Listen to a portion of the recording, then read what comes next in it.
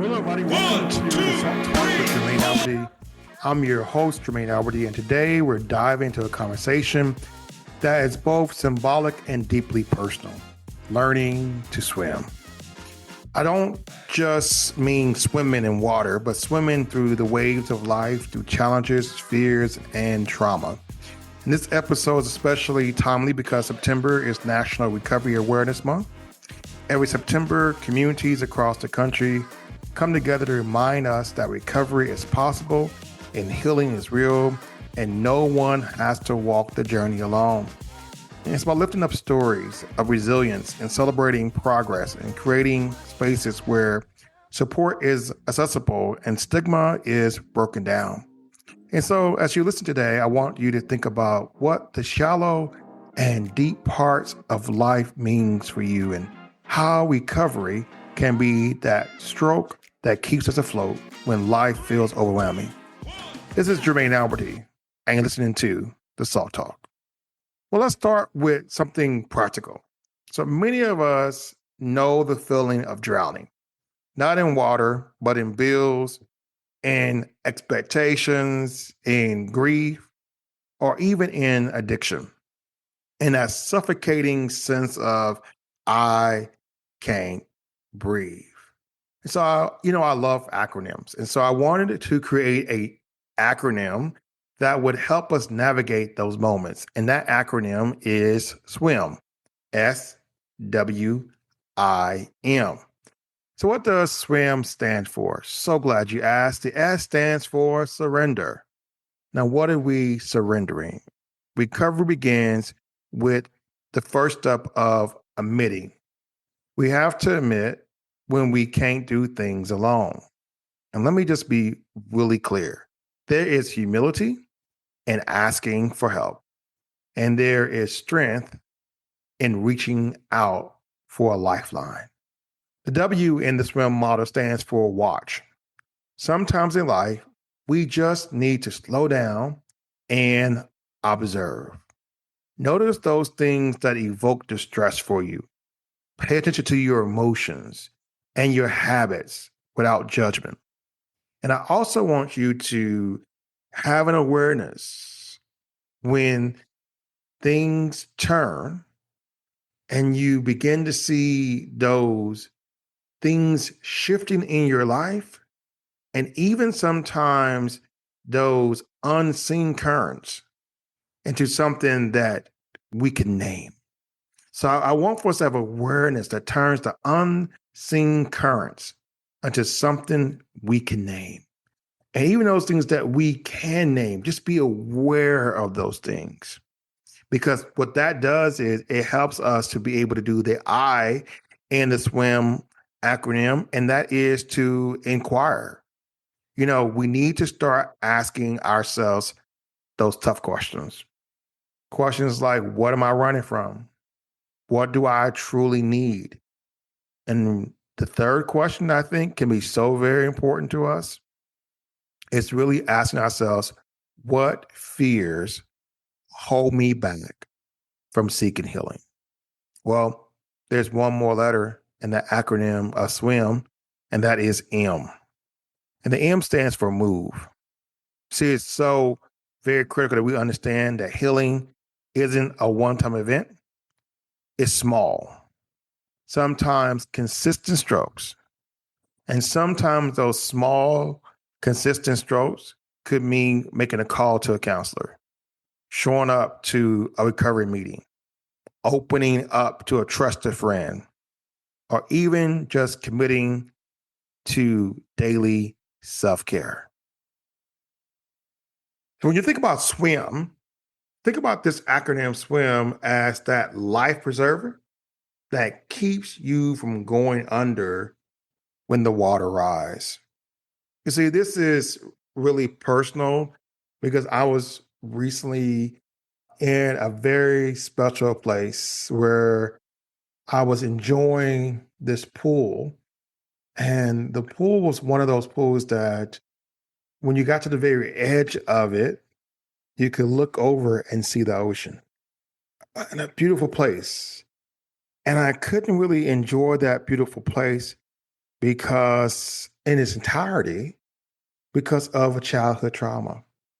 And I determined, you know what? When I get back home, I am going to learn how to swim, which is why this podcast came about because I thought about, man, how many other folks have experienced trauma in their life and are not able to just swim through the challenges of life because they they learned how to navigate the waters, but they never learned how to fully swim in those waters.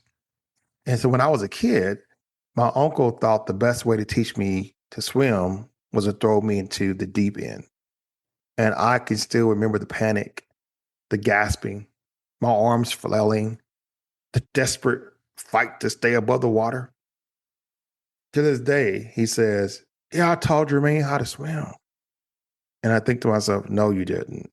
No, you didn't. Because that moment left an imprint. And instead of confidence, I learned fear. Instead of learning how to swim, I learned how to panic. And for years, when I go to a swimming pool, I'll do the bare minimum, float around there, try to go underneath there, hold my breath. But I still haven't got the hang of the stroke and the feet moving at the same time. And how could something that I love to do and want to do symbolize danger? Even as an adult, I found myself in that very beautiful place, sticking around the shallow parts of the pool, which felt safe, where my feet could touch the bottom. But when you do that, I discovered that I was limiting myself from enjoying the deep end. Isn't that how life can be? Trauma throws us into the deep end. Instead of learning resilience, we sometimes learn avoidance. And we stay in those shallow places. And sometimes, my friends, that could be jobs, relationships, routines. We stay in them because we feel safe, even when they don't allow us to grow. And so, what recovery has taught me is that healing is about gradually entering the deep again. But this time with support, with skills, and trust in the process. So I want to shift to talk about shallow versus deep parts of life. When you think about life, shallow waters, predictable, easy, comfortable. Those three words are words that probably sound familiar for many of you. You only do what's predictable. You only do what's easy. You only do what's comfortable. We're going to call those shallow waters. Those are shallow waters because those are moments when you feel as if you can control those things. Yeah, it's predictable. I know about that. Yeah, I can do that. That's easy. Oh, that's comfortable. Those are shallow waters. Those are shallow waters. Those are those moments when everything feels like, once again, it's in control. But let me be clear again. Life doesn't let us stay in the shallow waters forever. Sooner or later, we are pushed into the deep, the unexpected diagnosis, the relapse, the loss of a loved one, the weight or anxiety of depression. Those are some deep waters. And those deep waters test us. And so here's the thing, while the shadow keeps us safe, the deep is where we discover our strength. You see, my friends, I've learned that it's in the deep where we learn resilience, where our faith is tested, and where recovery becomes more than a word. It becomes a lived experience. You see, recovery doesn't deny the deep waters, but what it does is it teaches us how to float in them. And there are three things that I want you to embrace. They all start with C, by the way: courage, community, and consistency. I'm going to say that one more time: courage, community, and consistency. All three of these words that begin with the letter C are all working together to bring us back to the surface. When you feel like you're drowning, just cling on to courage. When you feel like you're drowning, just cling on to your community. When you feel like you're drowning, just consistently keep coming up for air. Well, my friends, I want to switch gears and talk about a little deeper, because sometimes when you are in BIPOC communities, BIPOC stands for Black, Indigenous, and people of color. Sometimes when you're in BIPOC communities where you have had generational trauma, sometimes what you are experiencing is not just from your lived experience, but could be from the experience of your ancestors. And so to go deeper, I think of Dr. Joy DeGruy's work on post-traumatic slave syndrome. In her work, she helps us to see that trauma doesn't just live in individuals, but that it can echo through families and cultures and even generations.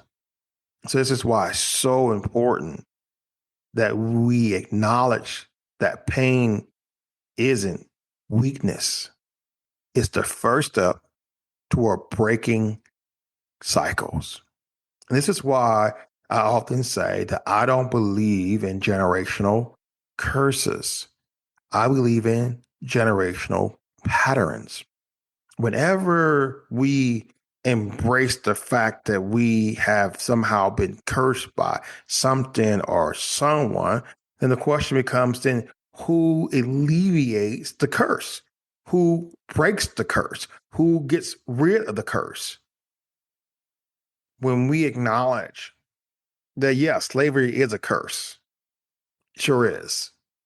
When we acknowledge those hardships that our families have endured, whether it be through different traumas that have been passed on, whether it's beatings and molestations and all kind of different things that's just been passed down generation after generation.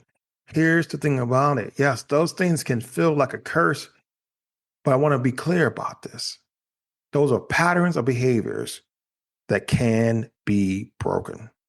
And we spend our life learning and unlearning, learning and unlearning. And we need to break some cycles. We need to break some patterns. And so she reminds us that healing must happen in safe spaces.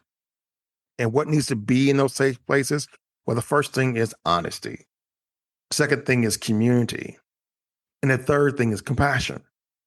And so we need to create spaces where folks can, one, feel safe, where they can speak honest, and where those there can express kindness and compassion. You see, recovery works the same way. Whether you're recovering from addiction, mental illness, grief, trauma, your healing doesn't have to happen in isolation. Just like in swimming, nobody learns well when they're left to sink alone. We need lifeguards. We need teachers. We need community. Can you imagine what would happen when we come together and be lifeguards, one for the other? When you see your sister, when you see your brother drowning, that you don't just turn and look the other way, but you say, hey, are you okay? And you jump into the deep where they are and you get them to safety. Well, I want to hear your voice in this conversation. And I want to to share some stories with us, times when you felt like you were drowning and how you found your way back up. And so here's a prompt. Think of a time you felt pulled under by life's deep waters. Who or what was your lifeline? Let me tell you something. Your story could become the encouragement someone else needs to keep swimming. And I want to invite you to share those stories with us because I would love just to hear from you. But I want you to once again think of a time that you felt pulled under by life's deep waters. Think about who or what was your lifeline. Well, as we come to a conclusion of this podcast, I want to take a moment to practice together. And the first thing I want to do is I want to do some deep breathing. So I want to invite you to inhale through your nose and hold, and then exhale through your mouth. And imagine each breath as a stroke keeping you afloat. Let's do that. Come on, let's stop. Really, let's stop. Take a moment to deep breathe. So we're going to inhale through our nose. And we're going to hold that. And then we're going to exhale through our mouths. And we're going to do that as many times as we need to, imagining each breath as a stroke keeping you afloat. Secondly, I want you to do a body scan. I want you to release tension in your body. I want you to feel the water of peace rising around you. So just take a moment to just release that tension in your body. That feels good. That feels really good. And the third thing I want you to do is I want you to visualize the swim model. Picture yourself in some water. And I want you to just surrender to that moment. I want you to watch your emotions just float by. I want you to inquire about your fears. And I want you to move with steady, strong strokes toward recovery. My friends, doing those three things can help us, can remind us that even in chaos, we can find calm. So think about that again. Deep breathe, body scan, visualize swim. Even in chaos, we can find calm. Well, Maya Angelou said, you cannot control all the events that happen to you, but you can control your attitude towards them. And recovery doesn't erase the deep end moments, but it gives us the tools to face them. Well, as we close, remember, September is Recovery Awareness Month, and recovery isn't just about surviving, it's about thriving. It's about moving from fear to freedom, from drowning to swimming. If you or someone you love is struggling, you are not alone. And here are some resources that can help you right now. SAMHSA has a national helpline that is 1-800-662-HELP. That's 4357. Once again, SAMHSA's national helpline is 1-800-662-HELP. That's 4357. It's free, it's 24/7, it's confidential, and it offers supports for individuals and families. And then don't forget about 988 Suicide and Crisis Lifeline. You can dial or text 988 for immediate connection to trained counselors. Also, the National Alliance on Mental Illness, also known as NAMI, has a helpline. That helpline is 1-800-950-NAMI or 1-800-950-6264, or just text helpline to 62640. There's also Celebrate Recovery, which is a faith-based 12-step recovery community available in many local churches nationwide. And last but not least, there is Alcohol Anonymous AA or Narcotic Anonymous NA, which offer peer support groups that remind us one day at a time is enough. Well, I want to thank you so much for spending time with me on the Salt Talk. And recovery is not a sprint, it's a swim. So step into the water, trust the process, and remember, you are never swimming alone. This is Jermaine Alberty, and you've been listening to The Salt Talk.